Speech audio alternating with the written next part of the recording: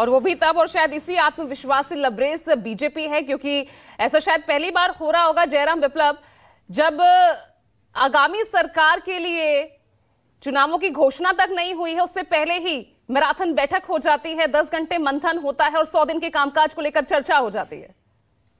ऐसा इसलिए होता है कि प्रधानमंत्री जी ने स्पष्ट तौर पर हमेशा कहा कि हमारे लिए चुनाव अलग है और देश का विकास अलग है।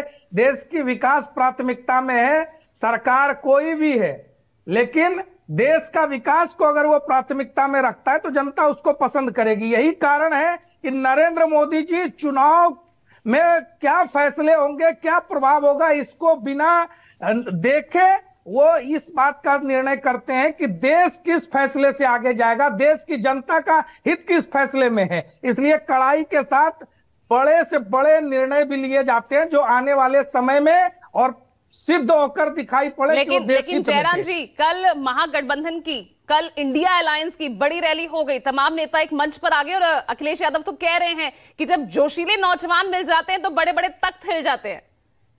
बिल्कुल, उन्होंने सही कहा। 2017 में भी हमने देखा था, 2 नौजवान तब भी नौजवान थे, आज भी हैं और अगले 10 साल बाद भी नौजवान रहेंगे। इन नौजवानों की पूरी हकीकत मैं बता देता हूं। बपौती पार्टी है, पार्टी का बचा खुचा जनाधार है, पार्टी में भ्रष्टाचार से कमाई हुई अकूत संपत्ति है, चाटुकार है, चापलूस है, पैसों से खरीदे हुए रणनीतिकार हैं, भाषण लिखने के लिए कलमगार है।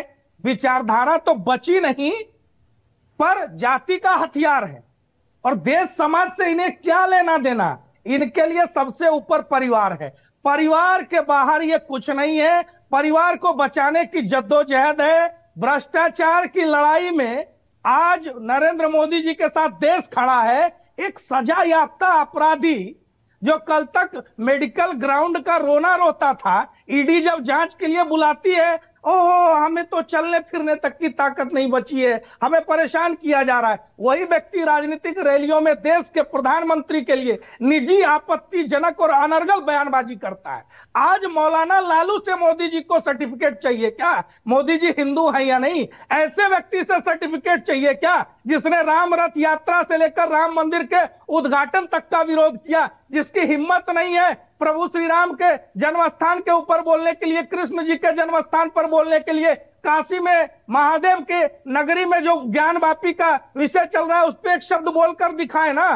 कृष्ण के वंशज कहते हैं, कृष्ण मंदिर बनाने के लिए चलो मथुरा, देखे कितने बड़े हिंदू हो। लेकिन हिंदुओं की धार्मिक भावना को आहत करने का काम इनके नेता लगातार करते हैं और उनको ये लालू प्रसाद लगातार सम्मानित भी करते हैं। ऐसे लोगों से मोदी जी को सर्टिफिकेट नहीं चाहिए।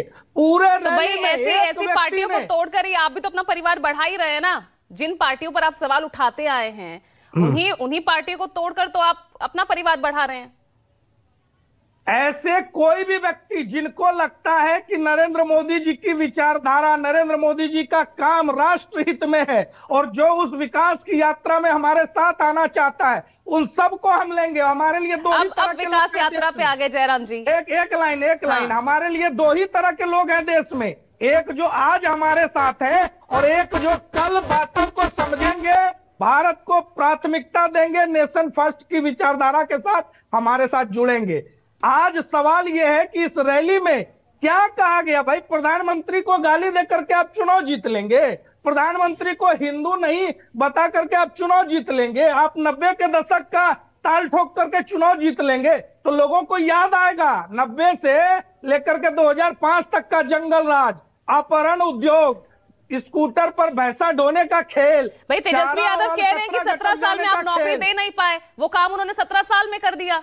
किसने दी नौकरियां? 17 वर्षों में इसके पहले भी शिक्षक भर्ती हुए और जब एनडीए की सरकार थी उन तमाम शिक्षकों की भर्तियां वही सरकार निकाल करके गई थी। आज फिर नौकरियां दी जा रही है।